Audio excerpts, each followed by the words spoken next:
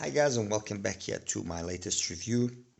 This time around I'm bringing you the ACOUS NM25. This is the latest single dynamic from ACOUS, formerly known as NF Audio. This name change came about this year. It's a brand that those of you that have followed me and know my tastes know that I've always appreciated very much their products. Why? Because their background in professional usage of IEMs, both on stage and in studio, has reflected itself in their ability to very much tune IEMs in a manner which will bring out the best in its intended application. And the majority of the IEMs they have are for professional applications.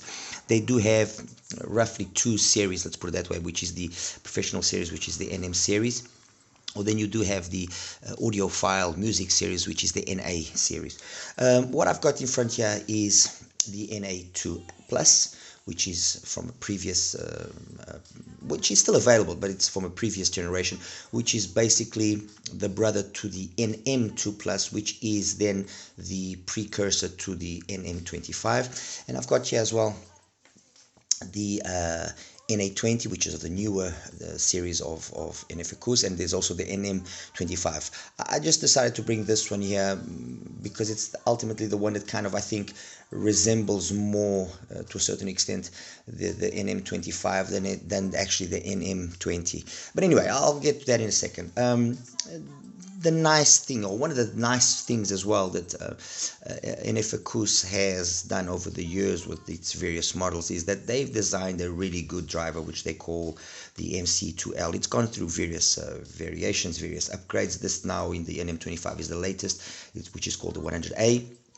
I assume that much like in the previous NA2 Plus and NM2 Plus, which again had that same driver but in an older variation, I believe it was the 10.2 and the 10M, that you will also get probably in the near future the NA25, which will then use a variation of this 100A driver. Anyway, the variations and the types, I think it's not really important. What is important is that that driver is a phenomenal driver. And when you have experience like I have, and when you've listened to so many IEMs, it's not difficult for you to pick up on a driver's quality. I mean, one IEM that quickly jumps to mind is, we all know the infamous MIM Dark Magician. It uses a driver which, for the price and for its simplicity, it is a really good driver. And in the Dark Magician, the tuning that was applied to it was incredible, and thus the success of the Dark Magician in its original version. They subsequently did a retune, and that retune completely spoiled and completely destroyed that driver's potential, that driver's capability. Another IEM that actually used the same driver and also wasn't manifesting its true potential was the original XSL X1, which is a cheap IEM, around $50. They subsequently did the XSL X1 LM version, which was then a retuned version with adjustable nozzles, and that one again was able to better extract the true potential of that MIM Dark Magician driver. And all of this to say what? It is not difficult, like I said, honestly, it isn't difficult for you to pick up on a good quality driver and on a average or below average quality driver. At the same time, the truth be told, in our day and age, the majority of drivers out there are of pretty decent quality, and the differences come about more in the way that they are tuned. I mean, and one perfect example of that is you take KZ. KZ has got drivers which are also in-house designed, the XUN drivers, the latest super linear driver, which in essence are nothing special in terms of the diaphragms they are using. They're not using, fancy lithium, magnesium, beryllium, DLCs. No, it's a basic PET diaphragm, but they've tuned it properly. They've used both an acoustic tuning and an electronic tuning via the internal crossover, and they extract the best out of that drive. And the reality is, the latest KZ stuff really sounds good. In the case here of the ACOUS, on the MC2L driver, it is a really solid driver. Like I said, even in its older implementations, which is the case here, for example, of the NA 2 Plus, you could already see and listen rather that it was a good quality driver, great extension, clean bass. The fact that they use a very high magnetic flux density of the magnet system, that ultimately controls the diaphragm. It's noticeable in how clean the bass and how distortion free the driver is actually when you really do push it up in terms of volume. And like I said, the latest variations of this driver, which are now used in the NA20 or the NM20 and now on the NM25, have further taken what was already a very good driver and further improved upon it. Coupling or together with the usage of that latest 100A driver here on the NM25, they also have what ACOUS calls the SRA 2.0, which is SRA stands for Selective Reflection Adjustment, and that is basically a passive way of being able to control the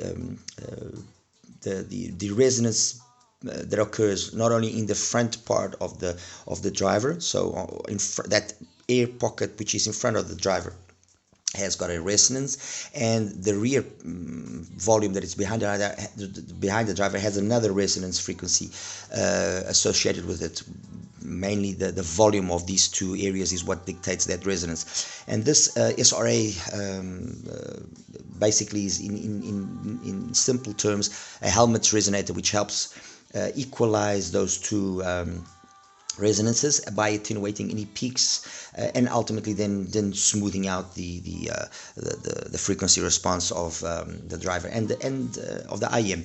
And the reality is, when you actually see the graph of the NM25, it does have a smoother than usual mids, upper mids, and treble frequency response as compared to the older NM2 Plus or NA2 Plus or any other of the IEMs from them, which usually they have this kind of peak at around 5.5 kilohertz.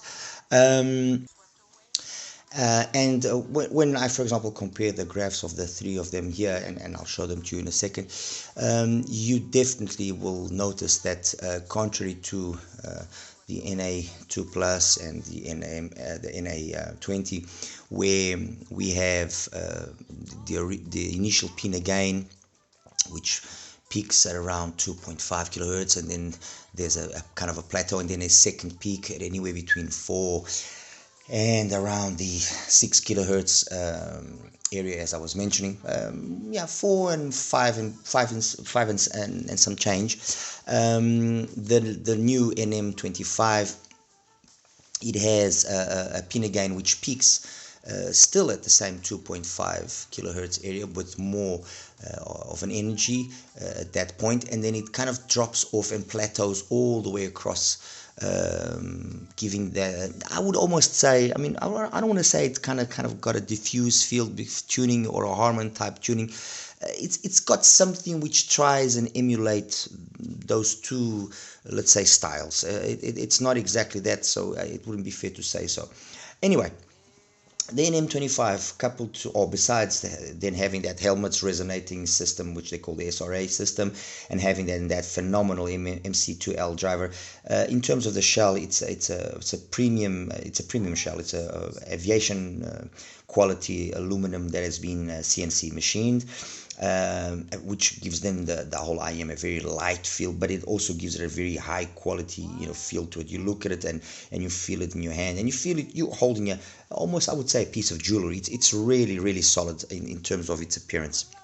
Nothing to be said there. I'm trying to show you here so you guys can see. Really nice. I like the way that they make it really clear which is left and right, and it really looks the part. That's the reality. These are not the stock tips, and neither is it the stock cable. The case is the case that comes with it. I ended up using these tips from Panon because they just worked a little bit better than the stock NF ACOUS tips. I found the NF ACOUS tips, the problem really was that the outer section of them is overly soft, and they kind of break seal a little bit too quickly. And these tips here from Panon, I found them just worked better in my ears, and ultimately just provided me with the sound that I like. As for the other two that I have here, I've got in the case here of the NA20, I'm actually using the stock tips. And in the case here of the NA2 Plus, I'm using a KB 07 tip, which works really good in my ears and works really good with this IEM. So the tips exactly are not the same across the board, because these different tips ultimately were the ones that gave me the best sound in my case. You may ask, but why are you not using then also in the NA20 something like you used here on the NM25, or maybe even the KB 07's NA2 Plus? Because the shell here with this tip, ultimately, I don't know if it's a question of the weight or maybe the fit, but it didn't break seal as quick as it was doing with the NM25. And the truth is this: I measured them with the same. I measured the NA20 with the same tip, and in terms of frequency response, it was exactly the same. It is just honestly, it's just down to the outer side of this tip breaking seal more easily. And with the NA20, and I'm honestly thinking it's just down to the shell itself. It just wasn't doing that as easily as it was happening here with the NM25. Anyway, enough of that. On to, apologies there, it wasn't focusing. On to what matters. As I said, the sound of NF ACOUS is a sound which, especially in the monitor series, is very emphasized in the mids, upper mids, and treble, precisely because it's going to be used in an environment where that part of the spectrum is a part with the high volume that maybe gets a little bit drowned out. And there has to be extra clarity, extra detail there, especially if you're then using them in monitoring. You want you to be able to listen to the last twinkle, the last sparkle, the last everything. Yes, it does have the reverse, that maybe it's not a high volume set. It's not a set that will take volume to very high levels, only because it gets extremely loud. Nothing else. I mean, I did push the NM25 quite loud in terms of volume, and ultimately it was being too loud that made me turn it down, other than and not the fact that the driver was distorting or there was any peak in the sound which was being bothersome. It was just that it was really getting loud. So they can generate some high SPLs if that is what you're looking for, but it is precisely that tuning then that makes the sound of NF ACOUS, especially in the monitoring series, be so clean, so detailed. In the NM20, which is the brother here to the NA20, the reason why I think maybe it wasn't working as good as it usually works for the remainder of the IEMs from NF ACOUS is because first, they're using a resin shell, and that resin shell, although it provides different resonances which can attenuate that higher energy, I just found that the energy was just excessive. It was just too much. By no means am I going to say that no, it wasn't capable or wasn't a good IEM.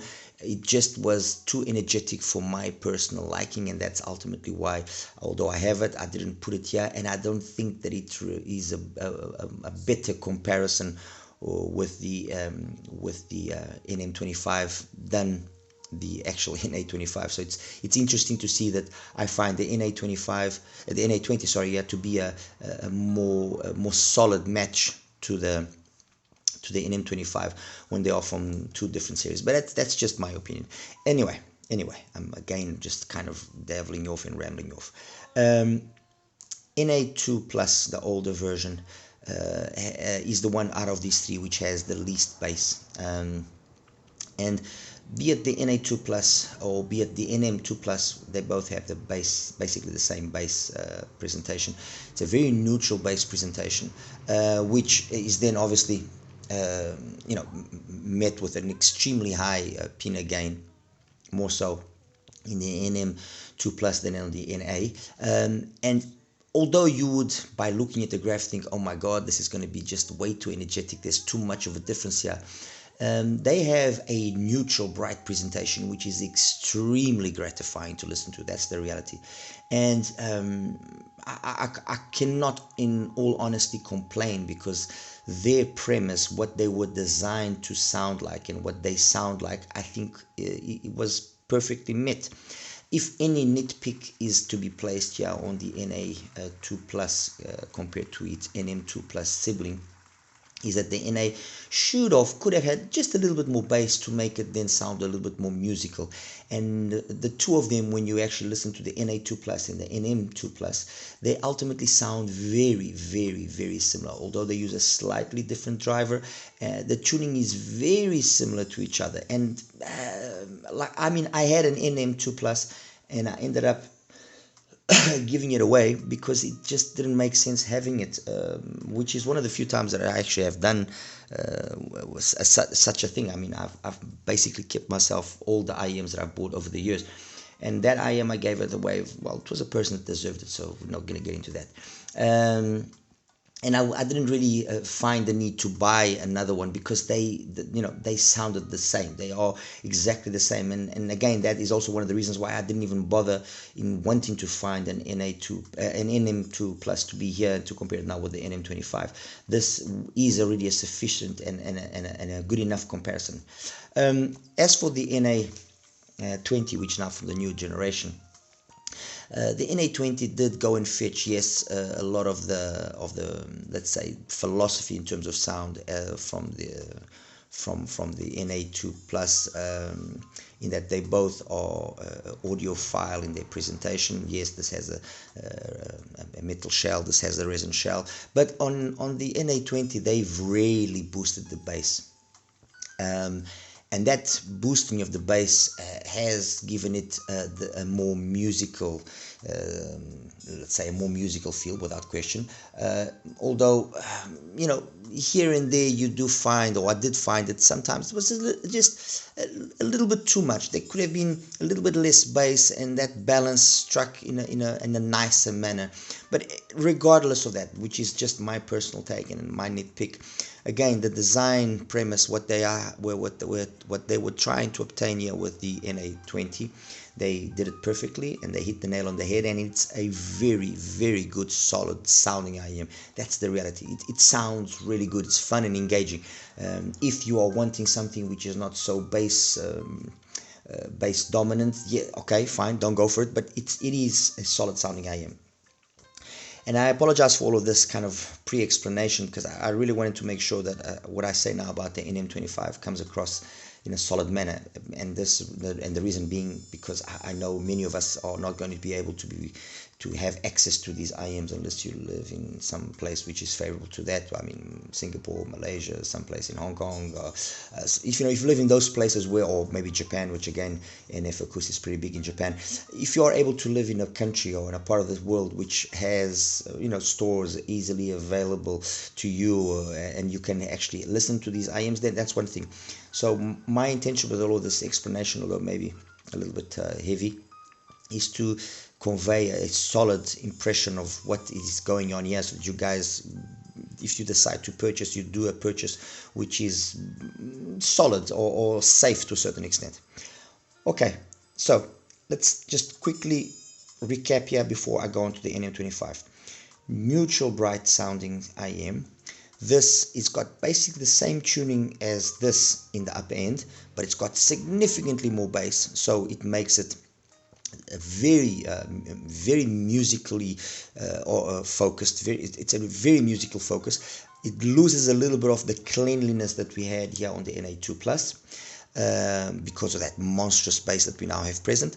But the reality is, if I have to kind of decide which one I would go for, if I could only choose between these two, I'll opt for this. I prefer to have the extra bass that the NA20 offers than having a bass presentation which is clean, detailed, but sometimes a little bit overly lean.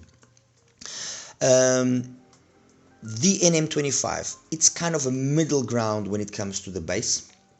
It has a very clean, the bass, I think, and I wasn't expecting this, to be honest.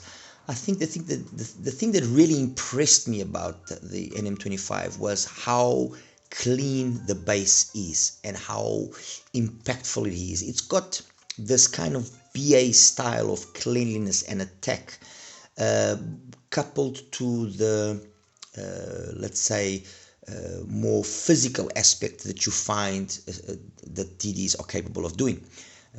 By nature of what they are, as opposed of a BA. So BAs, they can sound very clean, very incisive, very precise, but depending on how their implementation is done, they don't sound visceral. And when you do find an implementation where the BAs are visceral, usually we are starting to talk serious money, and it's using multiple BAs to do that visceral aspect of things. The NM25, because it's a dynamic driver, the visceral aspect of things is very easy to obtain. What is difficult to obtain, and that's the ultimately the secret here of the ACOUS stuff, is they use very high quality drivers, and so this is clean, it's detailed, it's got that attack that you find associated with BAs, but it's got that impact and that physical feel that you find associated with a DD, and all of this comes together very well. And even in the NA20, if this sort of bass that they have here on the NA20, if this sort of bass was being done by a driver which is not of the same quality, it would sound thick and just muddy and so on. But no, because they have such a good quality driver, that's the truth, such a well-designed driver. Yes, it is a little bit overly husky at times with certain male vocals, and with certain songs it can be just a little bit too much, but it's incredible. And that's what ultimately is the thing that impressed me as well in the NA20s. How can you, by just looking at the graph, and you would say to yourself, oh my god, this is going to be overly V-shaped and it's going to be thick and muddy, and then when you listen to it you say, wow, this is really good. It is really good. It's got this organic feel, musical, fun engagement, definitely audiophile, definitely maybe not audiophile in the true sense of the word, but it's definitely, it's doing what it's supposed to do correct. The NM25 is the same thing, because you look at the graph and you might automatically think, okay, this is going to be maybe overly lean, or okay, might be detailed, but it's going to be thin, it's going to be overly clinical. And then when you listen to it, you are once again pleasantly surprised, because yes, you do have all the cleanliness that you would want, and not only is it due to the driver, but the tuning, the way it's been done, it's providing that cleanliness, but it's the quantity of the impact, it's the quality of the impact, which really makes you surprised, because you don't expect it. And the balance that's then struck between that weight note, that cleanliness, and then the way that the upper mids come out. I have to say it's probably one of the IMs that I've listened to this year that has impressed me the most using this style of tuning. I mean, there's been a lot of IMs that have come out this year which have been very much focused on this more detail up top, with a clean bass below, not muddy. I mean, the Dita Prelude is another perfect example of this style of tuning. Excuse me, my apologies. But I have to say that the NM25, fair enough, it's $200, and so at $200, you are expecting then to have this sort of quality, and it definitely is there. The NM25 really impressed me. I truthfully was not expecting it to be this good. I knew it was going to be good. I didn't doubt it was going to be good. That was not even a thought that crossed my mind. I just was not expecting it, that it would be this good. Anyway, so quickly to wrap things up, so I don't ramble you on for another hour or two. Bass, clean, detailed. Honestly, one of the most phenomenal bass presentations out there, period. And it's a combination of several factors: a really high quality driver, a properly designed shell, in terms of its internal side of aspects of things, the SRS system and so on. The metal shell also helps, and then the tuning that they've done, they've really brought together those three aspects perfectly. The transition into the mids, it's got a, I mean, look, let's be realistic, and when I show you another graphs you'll understand what I'm saying. It's got a really big pinner gain. We're talking, let me see here so that I can tell you. We're talking about pinner gain which is of 15 dBs, which you would say, oh my god, 15 dBs, Tony, but this is gonna murder my ears. And you would and you also got a 100 hertz point that corresponds to about 1.7 kilohertz, which is in the ideal again. So you've got a monstrous amount of energy above let's say 1.7 hertz, 1.7 kilohertz, which, yes, it does bring an incredible amount of detail. The upper mids and the treble are as detailed as you would want them to be, but it's, you know, it's the driver is so good that all of the detail that you would like is there without it being aggressive. At least to my ears, I didn't find it to be aggressive. I would say, yes, that some care should and would be taken with regards to the source. I found the best results to be had with an AKM or with a Cirrus Logic, not with the ESS source. I found the ESS source's tendency to be overly clinical might then just overly emphasize this. Okay, this is already on steroids, let's put it that way. Let's not up the dosage too much. But the reality is, bass is incredible, the mids are clean, detailed, female vocals are an absolute pleasure to listen to. Male vocals have a dynamic feel that you don't usually find, I think, to be this well done, especially when you are having a single dynamic driver. I find them to be either good with male vocals or either good with female vocals, but to be good with both, it's not so easy. That's my opinion, at least. Treble, plenty of treble extension. If you were to say that there was a BA here or multiple drivers, you would easily agree with that. You would not in any way doubt, because there's plenty of extension, plenty of twinklings and sparklies. In terms of its technical capabilities, soundstage, imaging, resolution, definitely resolution is through the roof with the NM25. I mean, and it makes justice to what its intention is. So resolution, detail retrieval, micro details, absolutely incredible. Where I think it then loses a little bit, which is the one characteristic that I very much appreciate, is in the timbre and tonality, where the NA20 I think is doing a better job, and even the NA2 Plus is also doing a better job in that aspect. But look, let's be realistic. That's one aspect that maybe these two IEMs are doing a better job. In terms of the bass quantity, to say that the bass quantity here of the NA20 is more, yes, it's true, but it's the way it was tuned, so it's not even a fair comparison. And that's it, guys. I think that basically wraps it up. Like I said, I don't want to drag this too long. Let me just quickly show you the graphs, and we'll finish it up. Okay, so graph section now. This is the graph for the NM25. Let me see. That's left and right channel, almost basically the same. I've just not lined them up, but I can do that. It's not a problem. What is it here? So that's a very quick measurement of left and right channel, and as you can see, almost perfect match. Just a little bit of a difference over there, which I think is more down to me not actually having placed everything 100% perfect than anything else. So not really something to worry about too much. Anyway, this is the graph of the NM25. Like I said, we got a pin again of about 15 dBs here for the bass. for the bass. For the pinna gain 15 dBs. For the bass we have about a gain of about 8 dBs. The difference between the peak of the bass and the peak here of the mids is about 8 dB, so there's a 2-to-1 ratio, which under normal circumstances, and were it not such a high quality driver, it would mean that this IM, or would possibly indicate that this IM would be an IM that shouts too much and that's overly bright, overly detailed.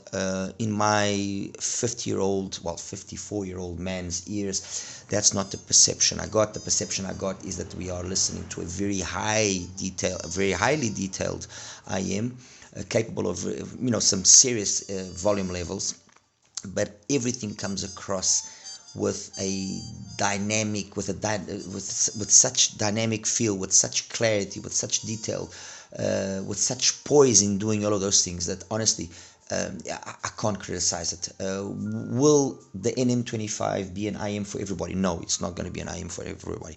But if you are a person that appreciates details, that likes details, definitely. And what I'm saying by this is, if you are a fan, for example, of the MIM Dark Magician, this is not an IM that you're going to like. Forget it. It's completely different. It's a different sort of game altogether. If you are a fan of, say, a Puller Unicron, will you like the NM25? There's a strong possibility that you will, because the Puller Unicron is an extremely detailed IM, although it has a totally different tuning style, but it is a very detailed IM. If you are a fan, for example, let's say here, of the Plunge Audio Unity Dynamic, will you appreciate the NM25? I think you'll probably also appreciate the NM25, because there's some DNA, there's some sort of similarities there. Actually, I believe this is the graph exactly. I've just placed here the graph of the Unity Dynamic from Plunge Audio, and as you can see, the biggest difference is really here in the bass. There's more bass presence in the Unity dynamic than in the NM25. But when you listen to one and the other, the difference is not as significant as you would think. Yes, you do notice that there's a certain amount of extra warmness on the Unity, which I very much appreciate, and the Unity dynamic, and I'll jump the gun now and say it, the Unity dynamic is one of my top IMs for 2025. Period. Absolutely incredible IM. And that's it. One of my top IMs. As for the NM25, as I said, yes, it is not an IM for everybody, but again, it's going to be, and this is a video that I have coming soon, it's definitely going to be one of my top choices as well for this year, if what you are looking for is a highly detailed IM. Okay, if that's what you want, this is definitely there. I would say that this is an IM that, if you are a fan, for example, of the Dita Prelude, you will appreciate the NM25. You will definitely appreciate it. As compared then to the other two that I had here, which is so let me see, NA2 Plus. Okay, which is the older one. As you can see, some similarities up top, although in the older version they purposely had this part here be a little bit more laid back, to counteract a little bit of the leanness in terms of the bass. And the NM25 is actually capable of getting away with having this peak here, which could be problematic for some people. And guys, and like I said, there's many times that, yes, graphs can be an indicator of what the IM is going to be sounding like and so on, but there are also times which is not an indicator. And by looking at this graph, for example, for the NA2 Plus, you would say, okay, and when you listen to it, you have to be impressed. This is an IM that kind of takes what the HC Sound Heart Mirror, if you guys recall that IM, or if you take as well the 10i5, the T2, it's an IM that has that sort of vibe, better, more solidly done. Okay, it's that sort of vibe. Compared here with the NM25, the NM25, I'll definitely solidly say it's a T2, it's a 10i5 T2 on steroids. It is. And it's down to this really good driver that's capable of doing magic when you wouldn't think so, if this was maybe a mediocre driver being tuned in this manner. And then compared here with the NA20, again, some similarities up top, definitely. Just the difference here up top is really here in this peak that you have on the NM25 and you don't have on the NA20. And then, of course, yeah, the NA20 has this monstrous bass. I mean, the NA20, when I take that 100 hertz point there, you can see where it corresponds. The amount of energy that you have above is an amount of energy which then makes the overall sound be a more warm, more organic, old school type of vibe. While when we take here the NM25, you take that 100 hertz point there and you see where it corresponds, you can see that with that monstrous amounts of energy up top, it could only be an IM that will bring details galore to the table. That's it, guys. As always, like and subscribe. Any questions, please feel free to ask me and I'll do my best to answer as quickly as possible. You take care now. Bye bye.